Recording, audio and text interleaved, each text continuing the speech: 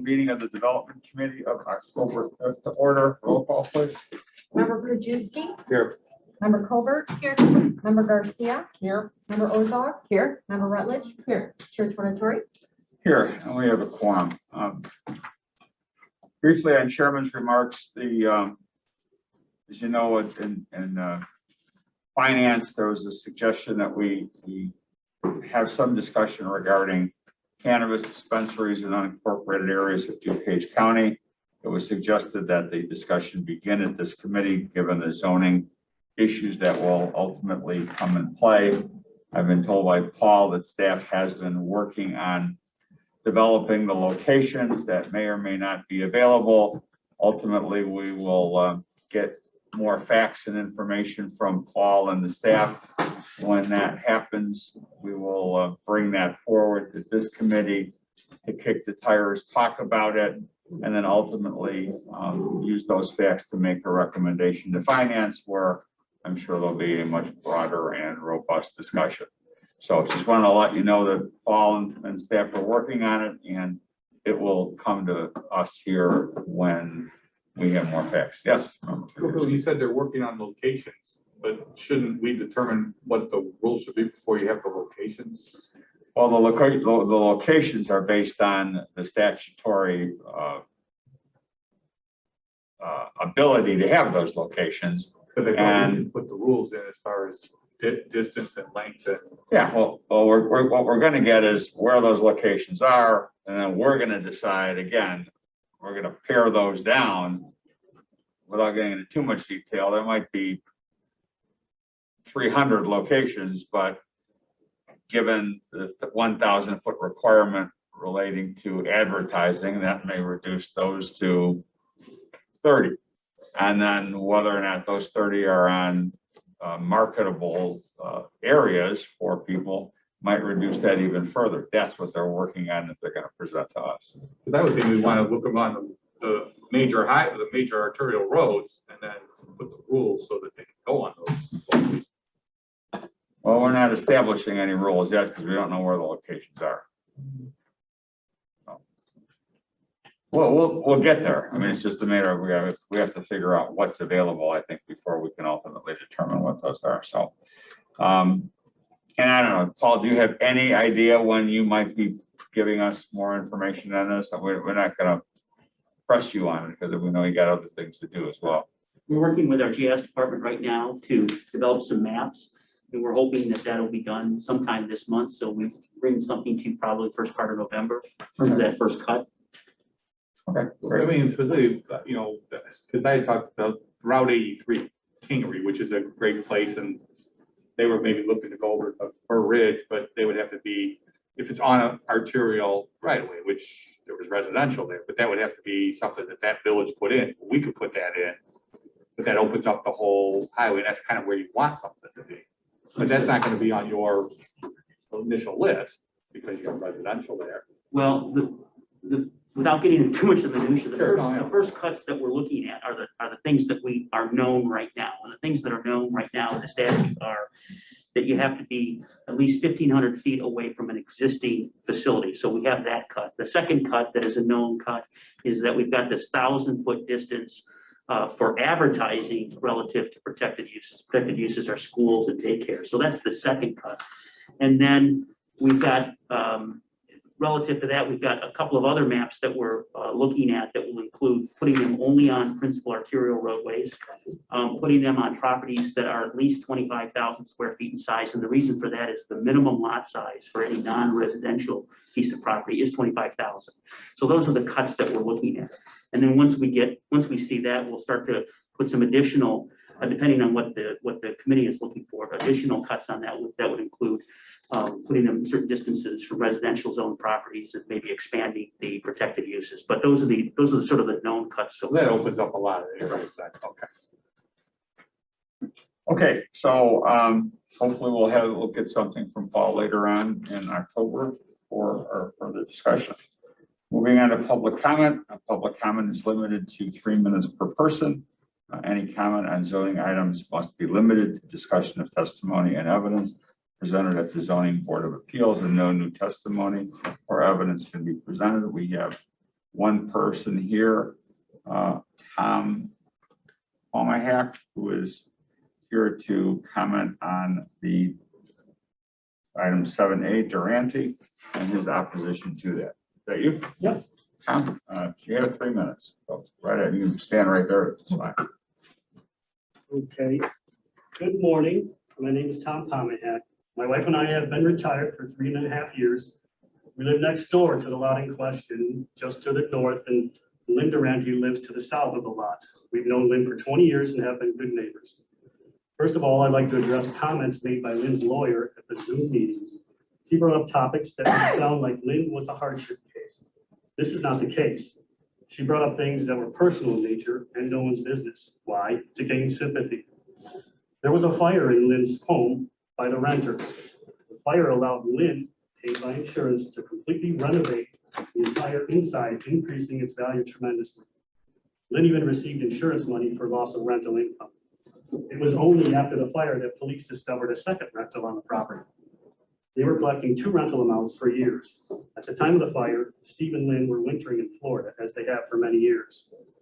Lynn and Steve have been living together for 11 years and operating a very successful lawn sprinkling company that Steve has owned for 35 years. I even worked part-time for Lynn and Steve for about 1.5 years. My point of all this is to bring up that this is not a hardship case, as the lawyer insinuated. Steve and I spoke about 1.5 years ago. He told me about their intentions of getting a variance. I told him at the time we would be against it for a variety of reasons. He told me it was pretty much a done deal. So I made some phone calls, and shortly after that, I spoke with Paul Haas. After expressing my concerns, he told me it was about 95% a done deal. This is 1.5 years ago. How is this the case? He told me that there are lots with similar square footage, but there are none shaped like this lot. Come to find out, Steve and Paul go back a long way. This is to scale the lot in question. And this is to scale the footprint of my modest home on this lot. Sir, could you move it a little this way? Yeah, I can't, okay. Thank you. Yeah, so this, my modest home only reaches 12 feet on either side of this lot that they're trying to get a variance for.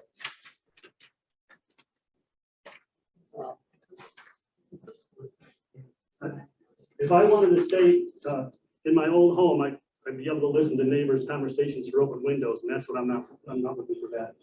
To my understanding, the minimum footage is 125 feet, but they're asking for a 35 feet off this minimum.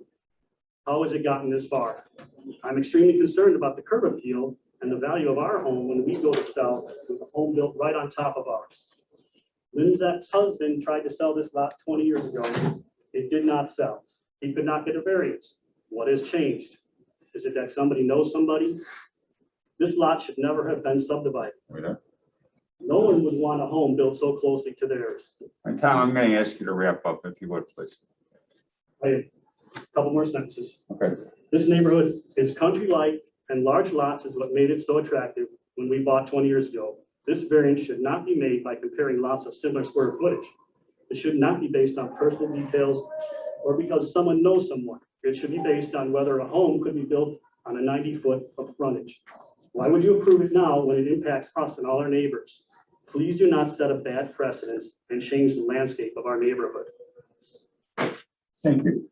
Thank you for listening. That concludes our public comment portion of today's meeting. Oh, I'm sorry, we have 2 that were submitted electronically. This is from Karen Heath on Durante. This is on the same issue. Comment: my husband, mother, and I live at the property directly across the street from Durante property where the variance is being requested. When we purchased our home in the subdivision approximately 15 years ago, it was with the understanding that a lot size of 40,000 square foot is required to build on. This is what made this neighborhood so attractive to us. The Z21036 request is an extreme ask, separating 2 lots going from the required 40,000 to 23,700 square feet and from the required 125 feet to 90 feet. Our understanding is that there must be extenuating circumstances, difficulties, and/or hardships proven for requests like this to be approved. At the public hearing we attended, when asked what hardship difficulty existed, none were provided. This request is to reduce the lot size of two existing lots that are both currently up for sale, that together meet the DuPage County zoning requirements. Selling them together not an option. Our concern is that the approval of this request will set a precedent and will have others requesting the same. By granting this variance, it says to the subdivision residents that the DuPage County zoning regulations are suggestions, not requirements. Second public comment is from Craig Walderek. That's on his own case. This is on his own case regarding the denial of Z21068. This comment regarding the denial recommendation from the variance by the County of DuPage hearing officer and the standards of variation. 1, building of a backyard deck with a variance to allow for an appropriate space to enjoy the outdoors with family will not be detrimental to the public welfare and is a private residence that will not be injurious to the neighborhood nor should be in conflict with the county's plan for development. 2A, the variance will not impair adequate light and air to my adjacent neighbors, Bill Stockstill and Roger Loss, who have signed off on the variance after talking with me and having reviewed copies of the deck plan and dimensions. The deck is west of Mr. Lotz's property and adjacent to his rear yard. The deck is north of Mr. Stockstill's yard, which has a buffer of 20 feet of trees and shrubs and is over 50 feet from his home. 2B, the building of the deck will not increase the risk of fire or other dangers as it will be built by a licensed contractor with permits. I have 2 young children and a newly built home, and my family's safety and the safety and integrity of my home is of utmost priority to me. 2C, the building of the deck and variance will not diminish the property value of my residence or the adjacent properties in the neighborhood. I brought my property from a bank as it was in foreclosure and turned a vacant lot into a modern and rather expensive home for the neighborhood, which has added value and improved visage to the neighborhood and added tens of thousands of dollars annually to the county from property tax collections. This deck will only increase the value of my home. 2D, the variance and building of the deck will not increase traffic on the public streets or highways as this is a private residence inhabited by 2 adults and 2 children. We have 2 cars and a 4-car garage with ample parking on our driveway. The deck will be used by family and friends, including my adjacent neighbors. This will have 0 impact on local traffic and highway traffic. 2E, as per DuPage County home construction rules, my home was built with a drainage system surrounding my home with connection to the local sewer system. There has never been flooding surrounding my home, and the building of a raised deck will not increase the risk of flood damage to my property or adjacent properties. 2F, the building of the deck and variance will not increase the risk of flooding nor incur public expense for flood protection, rescue, or relief. C2E response. 2G, the building of the deck and variance will not impair the public health, safety, comfort, morals, or general welfare of the inhabitants of DuPage County. Again, this is a private residence. To be enjoyed by my family and friends will not be open to the general public nor random strangers. The deck will be located from the rear of my home and only visible to my adjacent neighbors. The purpose of the deck is to have an outdoor space to cook food and enjoy the outdoors while eating and drinking while sitting on outdoor furniture. Thank you. Sincerely yours, Craig Walderek. That concludes the public comments. Is that correct? Yes. Sam, I'm sorry, will you give us the item number on that one once more? It's E. Okay, thank you. Okay, moving on to approval of the minutes, I'll entertain a motion to approve the minutes of Tuesday, September 21st. There's a motion and a second. Any additions, corrections, or deletions? Hearing none, seeing none, all those in favor? Aye. Any opposed? Then the minutes are approved. Moving on to budget transfers. Regulatory services, item 7A, I'll entertain a motion to approve DCO 89-21, ordinance Z2136 Durante.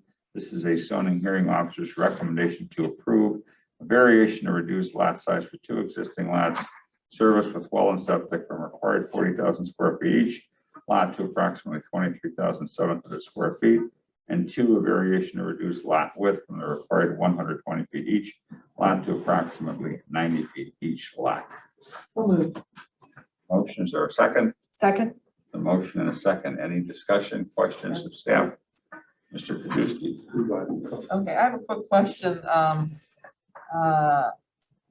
Just for clarification, these lots were already divided at one point, if I'm reading the information correctly. Number one question, is that correct? Yes, correct. Correct, okay, so anybody who had bought, do you know what year that was? Sometime in the early 90s that they were divided. Okay, so this is just legalizing that, pretty much that division at this point? That division was done by what's called a deed or assessment plat. It was not done correctly. The lots were recorded, but when they were divided, they were not divided legally. The property owners bought those two properties under the impression that those properties were both buildable. They are not, and this application is to make those both lots buildable now. Okay, and my second question, there's a shed on parcel 2. Whose shed is that? It's the property owners. It's the property owner that has the house on it, because they own both properties. Okay, so they have a shed on the one, but just by itself. Correct. But to be clear, our zoning ordinance treats a zoning lot as one or more parcels of land. So even though the parcels were divided, even though they were not divided legally, the property owner, having owned both of them, was allowed to have a shed on that, what might be considered a vacant lot, because we treated that as one big zoning lot. Okay, so it's not like the municipality for which it's like they required a principal building and then accessory buildings. This you could actually have an accessory building on a second lot. Yeah, and actually, once again, because this is treated as one zoning lot, the principal building is the house on the zoning lot that contains two parcels. Okay. These folks have just decided that they would like to sell off that second parcel of land, and when they try to do that, that second parcel of land doesn't meet the current zoning requirements. That's why they need this zoning relief. Okay, thank you. Member Kaczynski. It was similar to the question, because I think they testified they bought it in 91, it was already subdivided, Correct. so it was even, maybe not even early Prior 90s, to even prior to that. We know for sure it was at least 91 or earlier. Yeah, because that's when they said they bought it, and then the other thing was that if they had sewer and water there, they wouldn't even be in front of us, it's an automatic. That's correct. The property is zoned R4, and so in the R4 zoning district, if you're on public sewer and public water, the minimum lot size is 10,000 square feet with a minimum lot width of 75 feet. So because of septic, well, that's why they had to get a variance, and then last, in the neighborhood, it was found that there are similar lot sizes in that area. The county has granted approximately 6 zoning relief cases in the last 20 years for properties on Lawrence, which is just to the south, and properties on Pathwood, which is just beneath. Similar size lots is being proposed here. Thanks. Square footage. Sorry, sir, you're not allowed to comment. Really quick question. How many feet away would either of the lots be from the next, the neighbor's residence?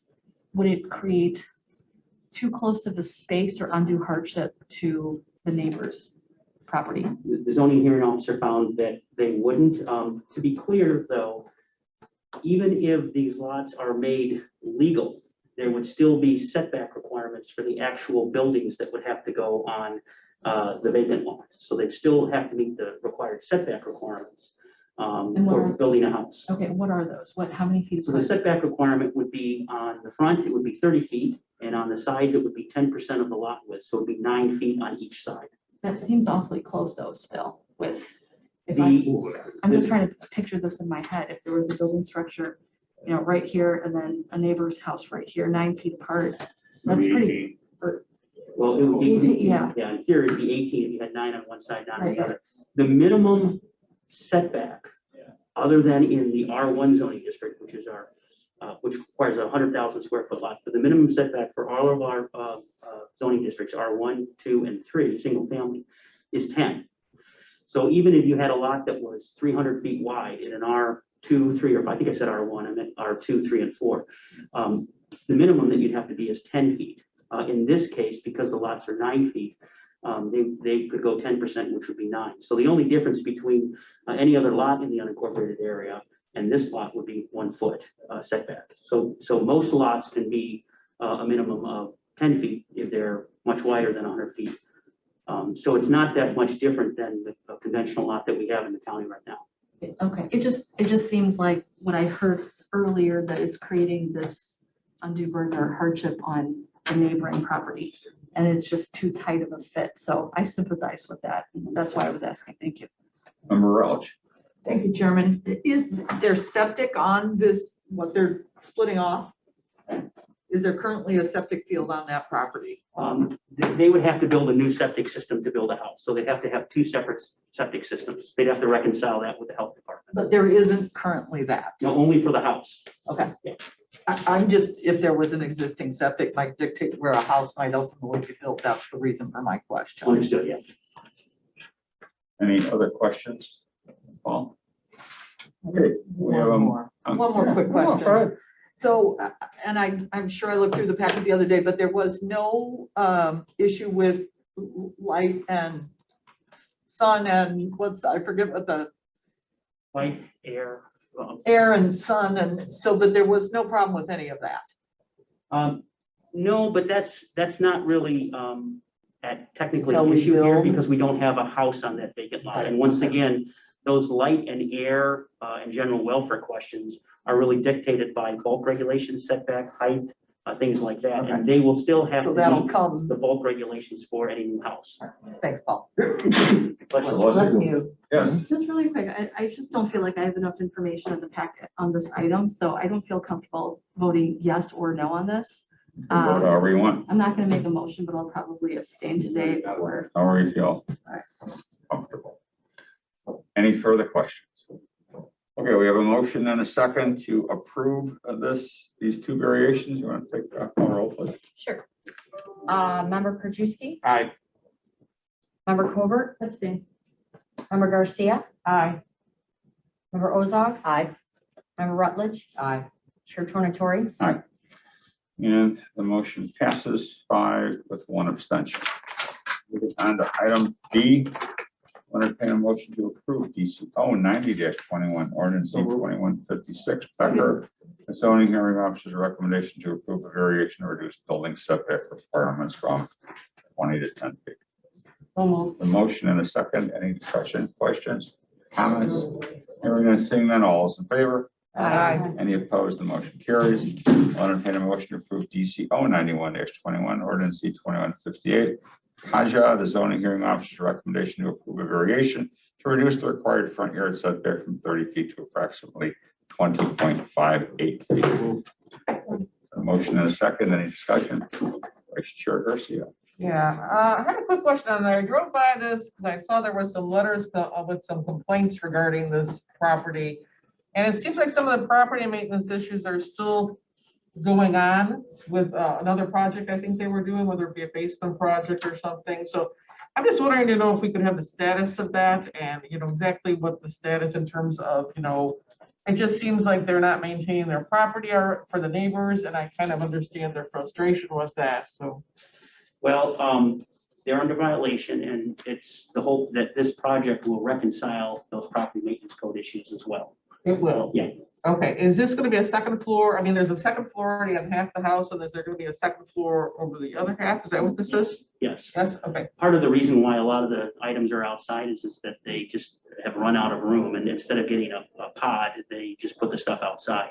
And that's what's generating the code enforcement issues. Okay, so you really do believe that once they get this, if this was approved, that they would build that and it would, because it just seems like they're in the middle of like 3 projects and everything's all over the yard. And as part of the discussion at the Zoom meeting, that was an issue for the neighbors as well. And Yeah. that was, while it was promised by the petitioner, that's certainly something that we will follow up on as well. So if they build this, if this gets approved, they build this building, they still have code enforcement issues, we'll still pursue the code enforcement issues. All right, thank you. Any further questions? Here we have a motion and a second. All is in favor? Aye. Any opposed? And the motion carries. And item D, I'll entertain a motion to approve DCO 92-21 ordinance D 2167 Shanks.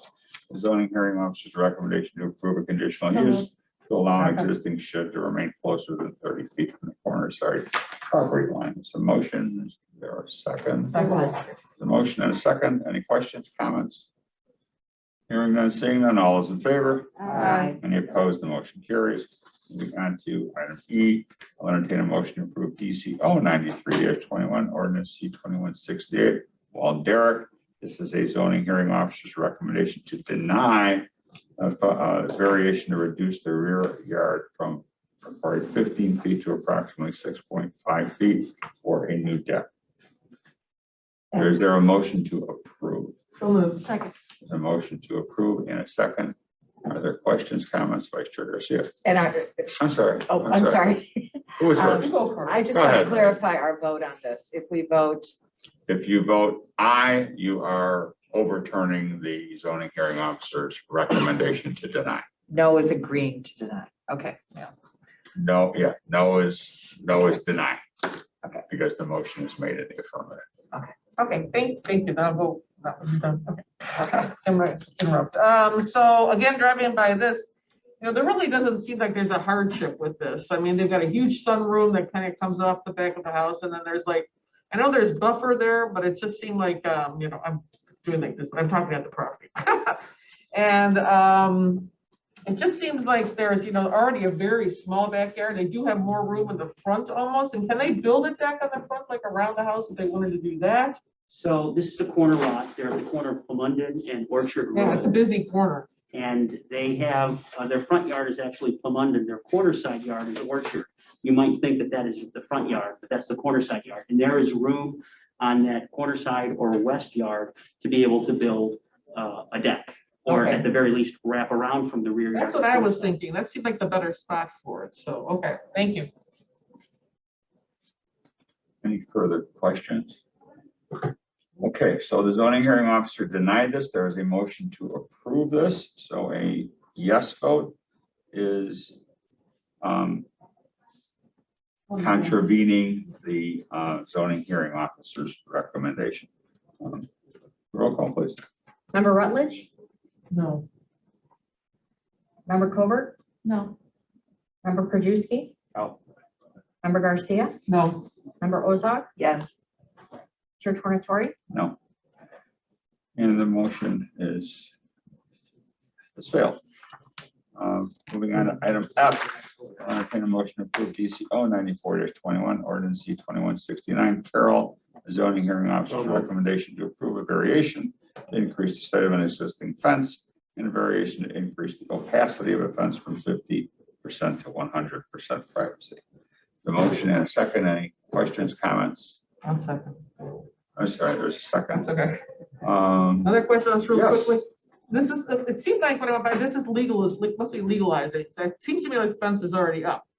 I mean, there is a solid fence on that It's property. doing a replacement of the fence. Oh, the fence that's there? Yeah. Okay, because there's a solid, fence there right now. Understood. Okay. All right, thanks. Any further questions, comments? Okay, we have a motion and a second. All those in favor? aye, Any opposed? The motion carries. Lastly, moving on to DCO 95-21, ordinance C 2170, I'll entertain a motion to approve the zoning hearing officer's recommendation to approve a conditional use to allow an existing shed to remain less than 3 feet from the interior site property line. second, Motion and a second. Any discussion, questions, comments? Hearing none, seeing none, all those in favor? aye. Any opposed? The motion carries. Do we have any old business? Do we have any new business? Welcome, member Broussard. Good to see you back again. And hearing none, seeing none, without objection, we're adjourned. Thank you all.